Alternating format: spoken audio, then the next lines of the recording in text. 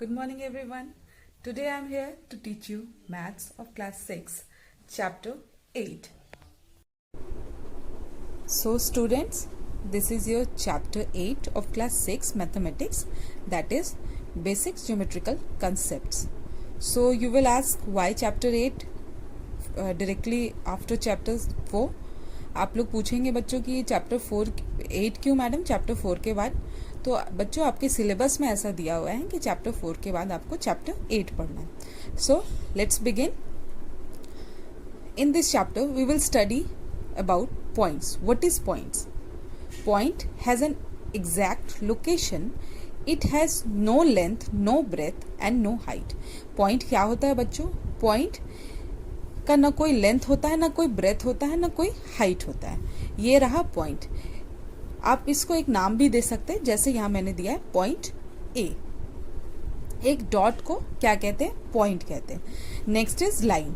A line is a straight path which extend endlessly in both direction. Line एक ऐसा straight path होता है बच्चों, एक स्ट्रेट रास्ता होता है, एक स्ट्रेट लाइन होता है जो कि दोनों तरफ से उसका कोई एंड नहीं होता. ये देखिए, ये एरो क्या डिनोट करता है? वो बढ़ता चला जा रहा है इस डायरेक्शन में भी और इस डायरेक्शन में भी. It has no end points and you can also give a name to that line, that is line A B. Next is ray. A ray has one end point and it extend endlessly in one direction.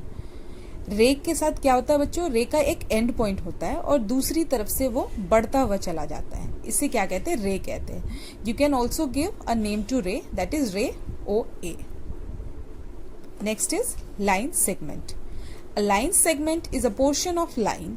It has two end points and it has definite length.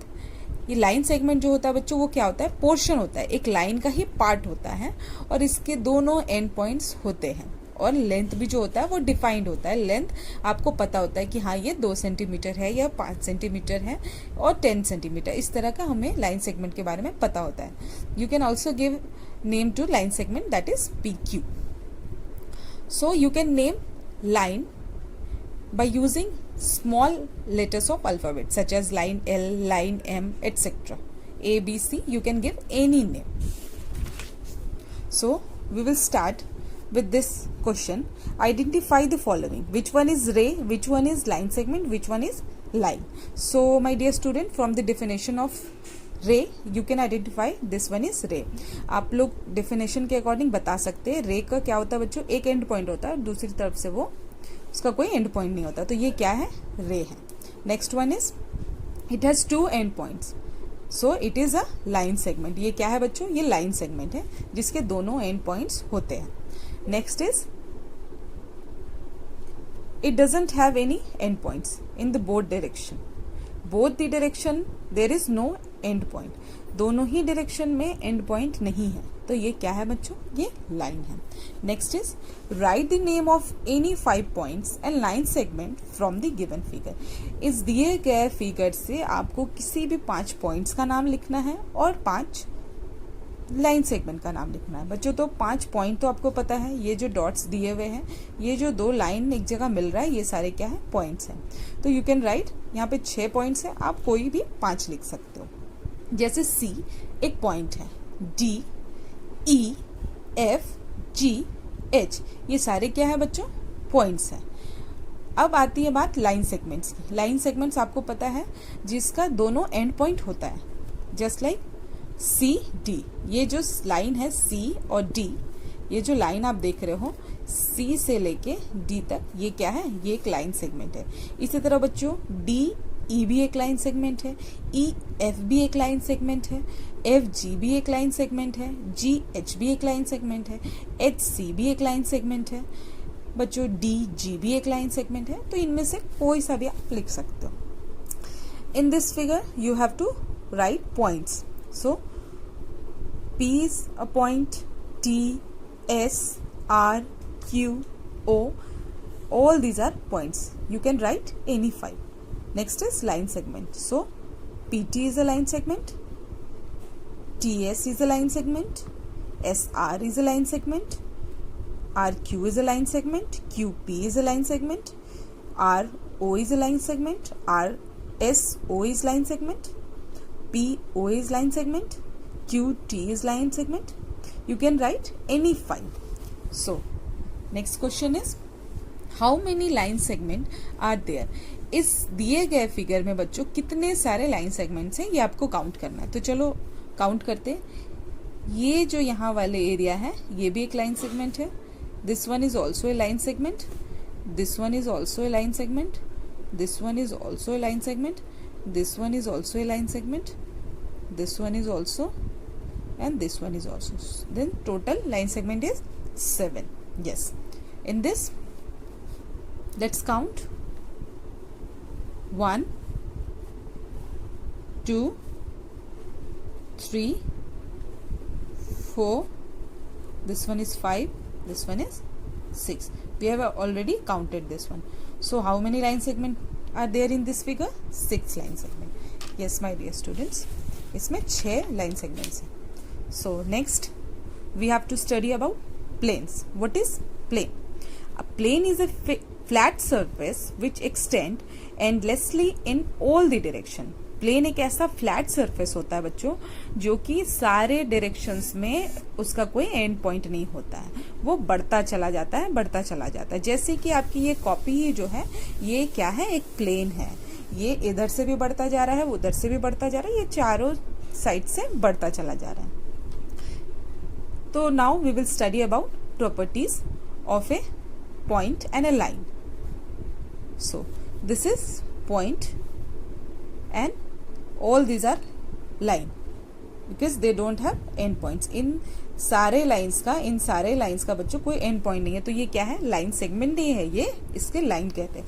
इस तरह से आप सारे line को नाम दे सकते हो, सारे लाइन को क्या कर सकते हो, नेम दे सकते हो. So first property is an unlimited number of lines can be drawn passing through a given point in a plane. किसी प्लेन पे अगर आप एक पॉइंट बनाते हो तो उससे ढेर सारे लाइंस ड्रॉ किए जा सकते हैं जिसको काउंट नहीं किया जा सकता है. ढेर सारे लाइन क्या किया जा सकता है बच्चों, ड्रॉ किया जा सकता है जो कि अनलिमिटेड होते हैं. एक पॉइंट्स के मदद से आप उसके बीचों बीच ढेर सारे लाइंस बना सकते हैं. जैसे आप अपने नेशनल फ्लैग में देखते हो जो चक्रा होता है, ढेर सारे लाइंस एक पॉइंट के थ्रू पास हुए रहते हैं. Next property is one and only one line can be drawn passing through two given points in a plane. अगर किसी गिवन प्लेन पे 2 पॉइंट दिए हुए हैं तो अगर आप इन दोनों को जोड़ना चाहोगे, इन दोनों पॉइंट्स को जोड़ना चाहोगे तो एक सिंगल लाइन ही पॉसिबल हो सकता है. ऐसा नहीं है कैसे इन दोनों को जोड़ते हुए आप 2 लाइन नहीं बना सकते हो. जब भी बनाओगे तो ये 2 पॉइंट्स नहीं एक साथ मिल पाएंगे, तो 2 लाइन नहीं बनेंगे बच्चों, एक ही लाइन बनेगा इस 2 पॉइंट से, जैसे ये एग्जाम्पल में दिखाया गया है. Next is collinear points. What is collinear points students? 3 or more points in a plane which lie on the same plane. 3 या 3 से ज्यादा पॉइंट्स जब एक प्लेन में मिलते हैं और उनसे एक लाइन बनता है तो उसे कोलिनियर पॉइंट्स कहते हैं बच्चों.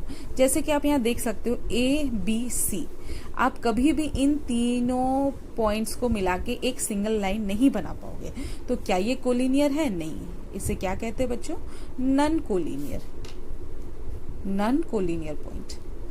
और बच्चों देखो यहाँ पे A-B-C, यहाँ पे 3 पॉइंट्स है, आप इन तीनों को मिला के एक सिंगल लाइन ड्रॉ कर सकते हो. तो दिस इज कोलिनियर पॉइंट. इसे क्या कहेंगे बच्चों? Collinear point.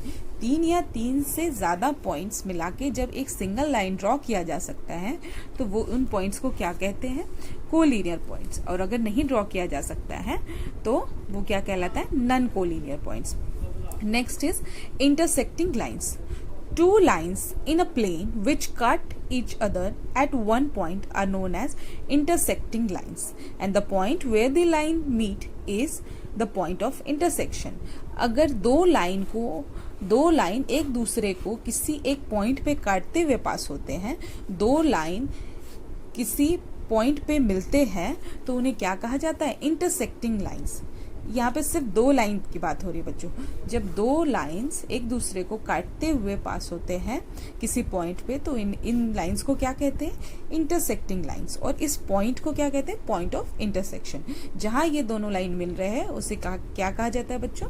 Point of intersection. Next is parallel lines. Two line in a plane which do not meet anywhere are called parallel lines. दो लाइन एक प्लेन पे जब ड्रॉ किया जाता है और वो दोनों लाइन दुनिया के किसी कोने में भी आप बढ़ा दो, वो कभी भी नहीं मिलेंगे, कभी भी नहीं मिलेंगे। जैसे कि बच्चों ब्लैक बोर्ड के दो किनारे है ना, ब्लैक बोर्ड के दो किनारों को कभी मिलाया नहीं जा सकता है। ये दो लाइन है जो मैंने ड्रॉ किया है, ये क्या आप कितना भी एक्सटेंड करते जाओगे, कितना भी एक्सटेंड करते जाओगे इन दो लाइन को, इन दोनों लाइन को नहीं मिलाया जाता है। इनका डिस्टेंस हमेशा बराबर होता जाएगा। जहां भी आप इन लाइन को मेजर करोगे, इन दोनों के बीच का डिस्टेंस वो हमेशा इक्वल होगा। ऐसे लाइन्स को क्या कहते हैं? पैरेलल लाइन्स कहते हैं। So next is concurrent lines. Three or more lines in a plane which passes through the same point. बच्चों आपने इसके पहले इंटरसेक्टिंग लाइंस पढ़ा, वहां पे दो लाइन की बात हो रही थी। यहाँ पे तीन या तीन से ज्यादा लाइन, दोनों का कंसेप्ट बहुत हद तक सेम है। वहां पे दो लाइन एक दूसरे को काटते हुए जा रहे थे, तो इन दोनों लाइन को क्या कहा जा रहा था बच्चों? Intersecting line. यहाँ पे क्या है? तीन या तीन से ज्यादा लाइन जब एक पर्टिकुलर पॉइंट पे मिलते हैं तो इन्हें क्या कहा जाता है? Concurrent line. The point through which these lines pass is called point of concurrency. इनको पॉइंट ऑफ, जहां पे ये मिल रहे हैं, इसे क्या कहा जाता है बच्चों? Point of concurrency. So we will take one question from worksheet 1, that is question number 5। बच्चों एक फिगर दिया हुआ है आपके बुक में वर्कशीट 1 पे, क्वेश्चन नंबर 5 पे। ये फिगर आप ध्यान से देखो और कुछ क्वेश्चंस दिए हुए हैं, इनको हम लोगों को आंसर करना है। All the pair of parallel lines. आपको पता है पैरेलल लाइंस क्या होते हैं? इस फिगर में पैरेलल लाइंस ये है L और M और N। ये क्या है? तीनों लाइन आपस में पैरेलल है। तो we will write like this, L and M are parallel, M and N are parallel. और क्या बच्चों ये L जो है वो भी N के साथ पैरेलल है ना। इन दोनों का डिस्टेंस भी देखो हर जगह से सेम है L और M का। It means L is parallel to M, M is parallel to N and L is also parallel to N। तो यहाँ पे हमें तीन पेयर मिले हैं पैरेलल लाइन के। ये भी आपस में पैरेलल है, ये भी पैरेलल है और ये दोनों भी पैरेलल लाइन है। Next question is the line whose point of intersection is E। इस फिगर में ऐसा लाइन बताइए जिसके पॉइंट ऑफ इंटरसेक्शन का नाम क्या है? E है। तो आप देखोगे बच्चों कि इस E पॉइंट पे कौन कौन से लाइन मिल रहे। एक तो ये लाइन हो गया बच्चों जिसका नाम N है, और दूसरा बच्चों ये लाइन दिख रहा है ना, ये लाइन जिसका नाम R है। तो the line R N and R, the line R N and R। Next is one set of 4 collinear points. Collinear points क्या होता है बच्चों? अभी मैंने आपको बताया था कोलिनियर पॉइंट्स क्या होता है।